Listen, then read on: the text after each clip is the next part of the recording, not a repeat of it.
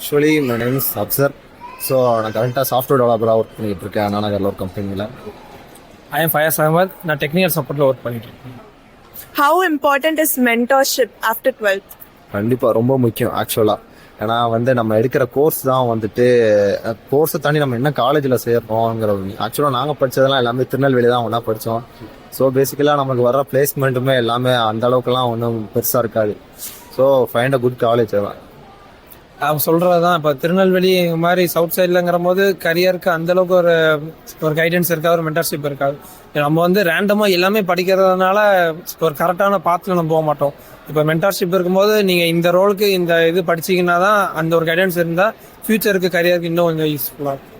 Okay, one piece of advice for students waiting for 12th results. எதுக்கும் பயப்படாதீங்க, பிரச்சனை இல்லை. என்ன மார்க் எடுத்தாலும் ஓகே தான். நல்ல காலேஜ் சர்ச் பண்ணி நல்லா சேருங்க. அப்புறம் நிறைய ரிசோர்ஸஸ் இருக்குது யூடியூப்லலாம், எல்லாம் சர்ச் பண்ணிவிட்டு இல்லை காலேஜ் ரிவ்யூலாம் பார்த்துட்டு தேங்க்யூ. அதாவது மார்க்ஸ் காலேஜ் சேர்றதா உங்களுக்கு இம்பார்ட்டன்ட்டு. அதனால் நீங்கள் மார்க்ஸ் வரதுன்னு வெயிட் பண்ணாமல் இப்போவுமே உங்களோட கரியர் என்னன்னு சூஸ் பண்ணி அதுக்கான ட்ரைனிங்கை எப்பவுமே எடுக்க ஆரம்பிங்க. காலேஜில் நீங்கள் என்ஜாய் பண்ணலாம், ஜாலியாக இருக்கும். ஆனால் அதே டைம் ஸ்டடீஸ்னு கன்சிடர் பண்ணால் உங்களுக்கு கண்டிப்பாக ஃபியூச்சர் இன்னும் பிரைட்டாக இருக்கும்.